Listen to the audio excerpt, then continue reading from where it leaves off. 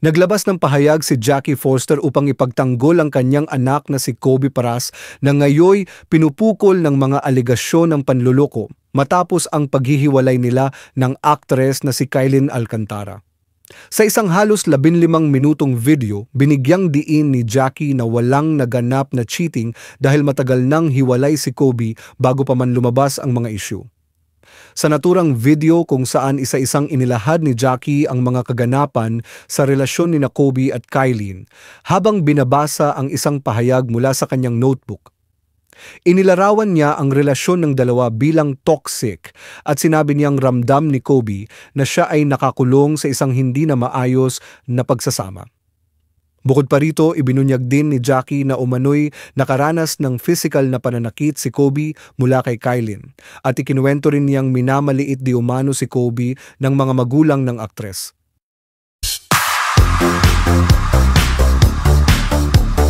Alam niyo po mga kapatid, akala namin nung una ni Romel at marami pong nagpapalagay sa atin na yung pag-aanpaluhan ni na Kobe Paras at Kylin Alcantara ay ganun lang kababaw. Hindi po pala, tayo po naiwan sa pansitan. Napakalalim na po pala nitong issue na ito. Hanggang sa, alam mo, nung maghiwalay kasi, itong si Kylin at saka si Mavi Legaspi, inasahan natin na magsasalita si Carmina Villaruel. Dahil pinalabas yung anak niya na pagkasama-sama at ipininta ng pagkaitim-itim sa hiwalayan. Pero talagang hindi nagsalita si Carmina. Pagdarasal ang kanyang naging armas dito, pinagdasal niya. Ang pinakamahalaga para sa kanya, kilala niya ang kanyang anak at alam niya kung ano ang tunay na ugali ni Mavi. Pero hindi pala magkapareho si Carmina Villaruel at si Jackie Forster. Kaya heto po, naglabas na rin ang kanyang sariling version ng kanyang naratibo ang ina ni Kobe Paras. At mapapansin mo, Romel, mula umpisa hanggang dulo, bakit parang may pattern ang pakikipaghiwalay ni Kylin? Kumurot po tayo mula sa naratibo ni Jackie Forster. Panoorin po natin. Kylin, he gave you his password to his cell phone. You had it. You always checked his phone. He allowed you to. This last time, he was already distant. You were grabbing his phone and you physically assaulted him. And in a manner that was provoking. Why? Why would you do that? Why would you put Kobe in that position? Why do you need to be violent? I don't think I've ever spanked him as a mother, so to me, it's just very distressing. I'm proud of Kobe for not responding to you or your dad, but instead, he hurriedly packed up and left. But now you're allowing Kobe to be painted as the villain, all because he didn't want to be with you anymore. Between our two families, we're not the same. Benji and I may be separated, but including my husband, we protect and provide for our families. We have dedicated our lives to doing what we need to as parents so our children can depend on us in every aspect.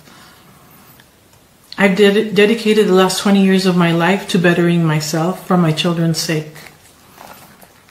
So to Kylin, her family, the toxic fans, please don't insult the efforts we have made to build our family by playing victim. If you're a victim, you're the victim of your own doing. Your actions have consequences. For someone who is supposed to be a mental health advocate, it bothers me to know that you have been playing with Kobe's mental health throughout your relationship. I will leave the many incriminating stories of why Kobe found it incredibly difficult to trust you between the both of you, unless you make it necessary for me to do it in the future. And I'm praying that doesn't happen. So yes, we too, Kylin, we keep proof. Sana nga, hindi na kailangan i-share. So you can all judge and hate my son for moving on so seemingly fast, but I think that's better than loving someone for pretending to be somebody that they're not. Ayun. Grabe. Alam niyo po mga kapatid, kumurot lang po kami ng ilang bahagi. Pero kung mapapanood niyo po yung kabuuan ng naratibo ni Jackie Forster, makikita natin na napuno na talaga siya. Wala talagang nanay eh. Napapayag na si pagkain ng kanyang anak ng gano'n na lang. Unang-una, wala dyan yung live-in pala, si Kobe Paras at saka si Kailin. Yun ang ikinagulat ko. Ako rin. Diba? Noong una, nakikitulog lang siya kay Mavi na hindi nagustuhan ni Carmina. Hindi po lumang tao si Carmina, pero hindi pa siya tanggap hindi pa niya tanggap yung mga kasalukuyang ginagawa. Mga ganung eksena, oo. Pero ito pala, si Kailin pa nagyaya kay Kobe na mag-live-in habang naghahanap si Kobe ng kanyang kondo. Correct. Diba? Tapos, minaliit pala si Kobe ng pamilya nitong si Kailin. Yun na Diba? nga, parang nakakaawa. Yung iniisip ko kung tinitignan ko yung senaryo na kawawa naman yung Kobe, no? Pinagtutulungan, hindi man lang na may pagtanggol nung karelasyon niya. Kasi parang may troll farm itong si Kailin. Ang dami-dami buwaba na tumuupa kay Kobe. Tapos ito pa, papahabaan ko na po ito. Total, ako ang nakapanood, si Romel na nakapanood, marami po sa atin hindi pa nakakapanood. Nananakit po, physical po, si Kailin. Ayon kay Forster. Ina-assault niya po. Pati ba naman yung ng telepono ni Kobe, alam na niya.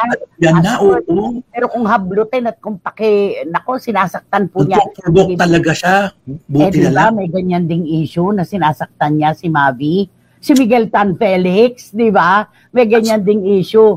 Tapos, meron pang upak yung kanyang kampo na wala na raw ngayon si Kobe dahil wala na si Kailin.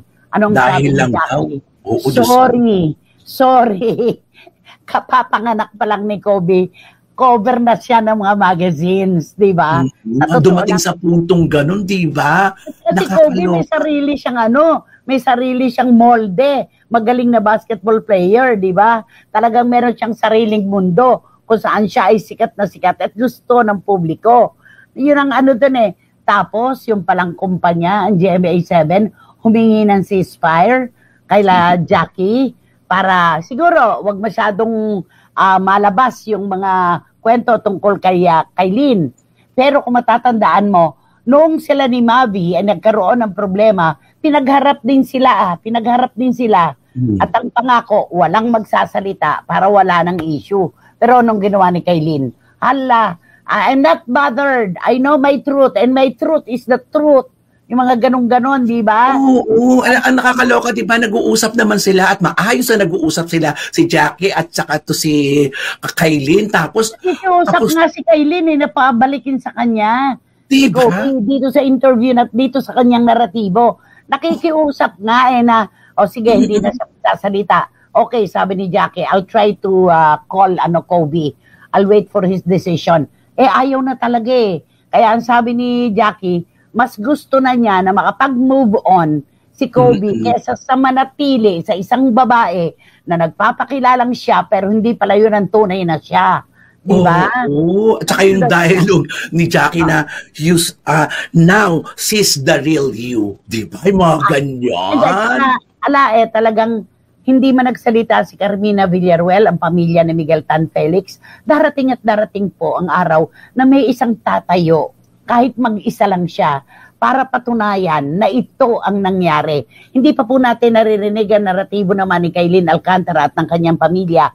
Pero eto parang may pattern, no? Correct. Alamin natin kung ano naman ang masasabi ng ating mga CFMers. Correct. Sabi ni Juris Doctor Channel, sa isyong ito, hati na naman ang opinyon ng mga tao. Naiintindihan ko si Jackie Forster kung bakit niya kailangan magsalita para sa anak niya. Napalaki kasi ng maayos si Kobe Paras.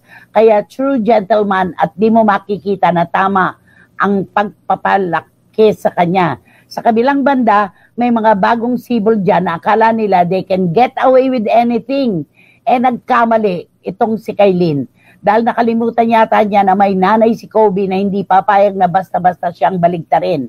May mga tao talaga na hindi betcha by golly ng pamilya ng karelasyon nila. O ayan, kandong pamor. Sabi niya, char, sabi niya. Tapos sabi ni Ching Bautista Silverio, physically abusive pala talaga si Kailin. Ganon din ang lumabas na issue noon with Mavi. Tama, ganon din. Contrabidas girl on and off camera. Mabuti may isang Jackie Forster to expose who Kailin really is. Ayan, ako, eto na. Dumadagondong. Nasa itsura naman ng girl na mala chuchu at mala chuchu rolled into one ang itsura. Pati ugali pala ganun din. Hindi ko type ang beauty niya. Antipatic ang dating niya for me. Kobe, marami ka pang makikilalang mas mabait at mas maganda. Lunes na Lunes, ewan ko ba, sabi ni Boy Singaragay.